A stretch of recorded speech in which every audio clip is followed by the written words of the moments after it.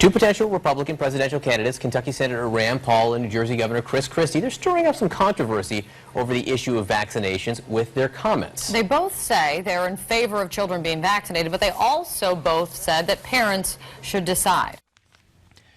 In California, the number of confirmed measles cases stands close to 100. A great number of ill-informed and those suffering from a case of poor judgment are refusing to vaccinate their children for a disease that was once thought eradicated.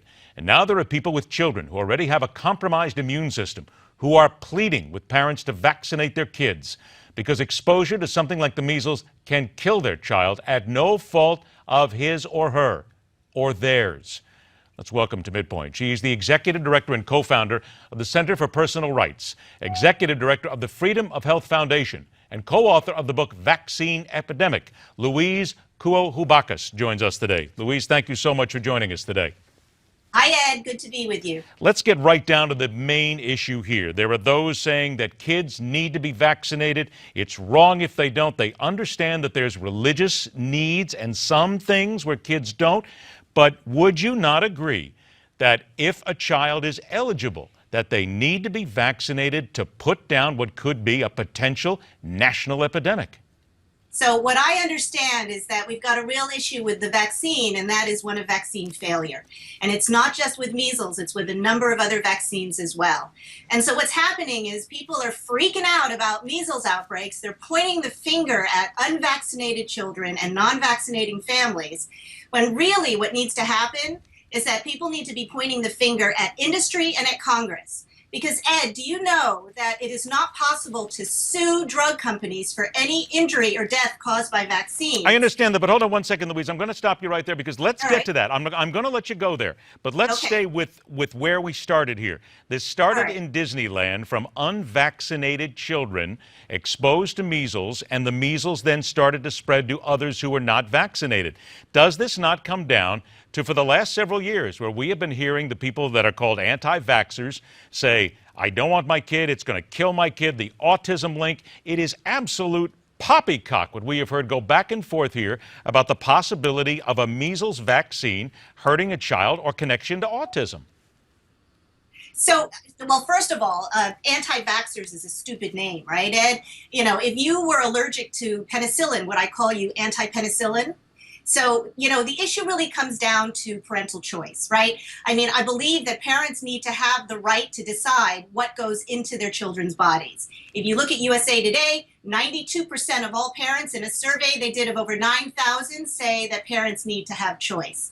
What parents know, and looking at the literature, looking at the Vaccine Injury Compensation Program, looking at the Vaccine Adverse Events Reporting System, they see that there is serious injury and death associated with vaccines. Wait a minute, with vaccines, but let's talk about, and let's keep this right now. You're right about vaccines in some area, but let's keep this to the measles vaccine at this point, because there is nothing that shows any connection of a greater risk of death due to measles. Nothing that I can find.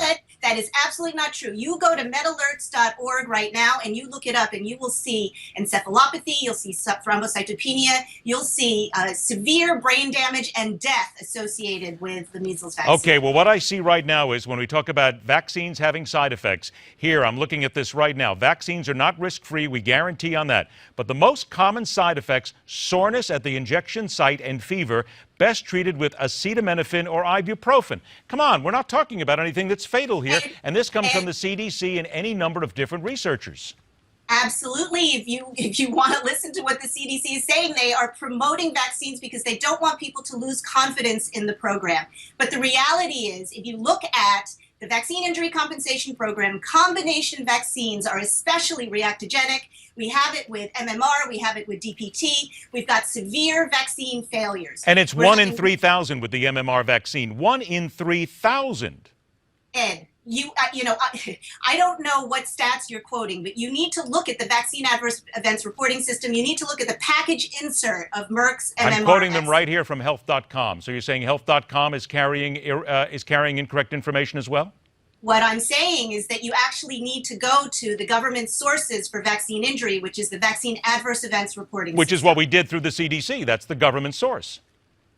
So the CDC is being very sort of obfuscating about where this measles is coming from. So we know that measles, mumps, rubella vaccine is a live virus vaccine. Okay, I'm right? going to stop you there for a second, only because we're out of time this segment. Hang on, we're going to take a break and come back. We got a lot to cover in a short time to get there. The amount of vaccinations children required to receive is also under scrutiny. We'll dig into this side of the issue after a short break and more as we continue right here on MidPoint.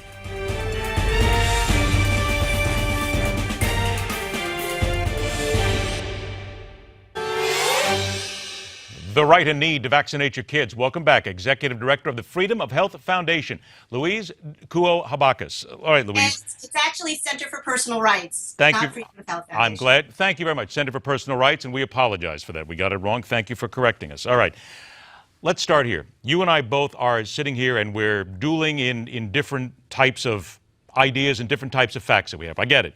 We all have ours and they're all out there. I'm going to quote the government side of things and what I see as those whom I believe. You have yours, of course. However, you pointed earlier to the CDC just wanting people to basically get vaccinated. It sounds almost like, and this is what I hear from the people who do not want their kids vaccinated. We're talking about a conspiracy here, that the CDC would want to keep kids sick to push an agenda. What would the CDC want to do in just pushing to people to get vaccinated to stop kids from getting sick?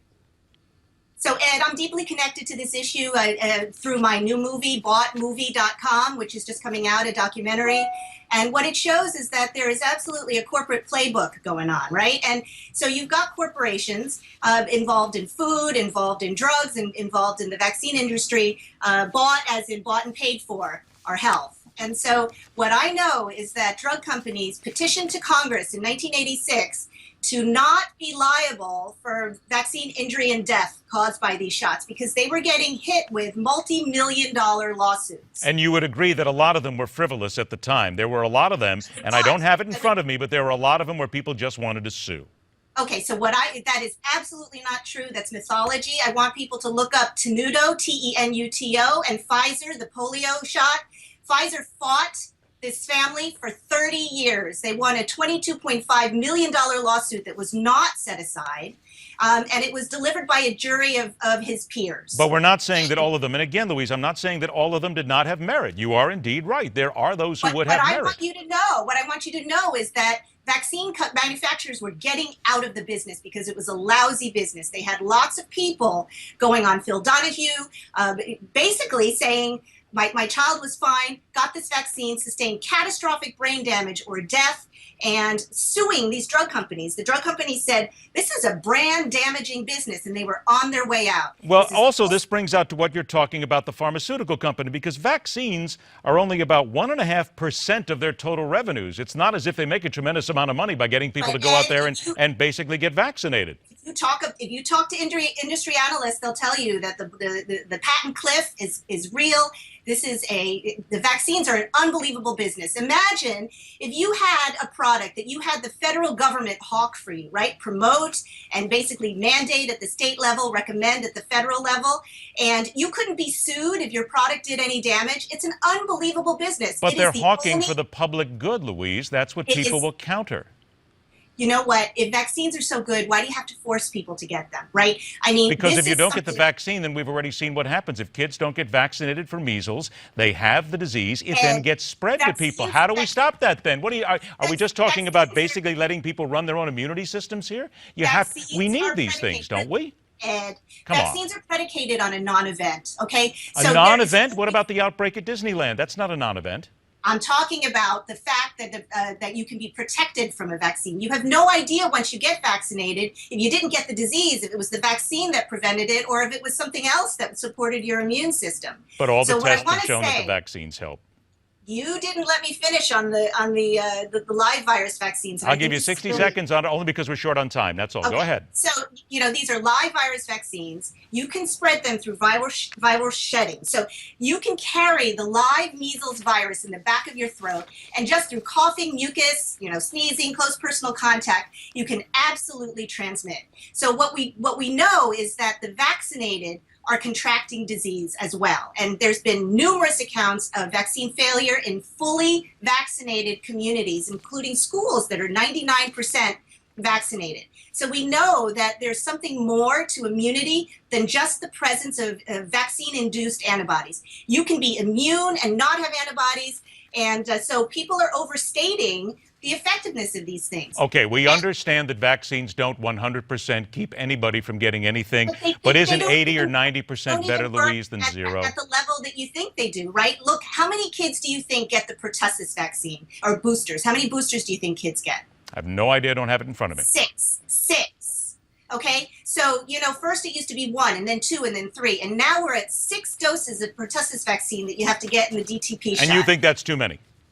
I think that what's happening is that there's so many outbreaks, they're now calling for a 7th.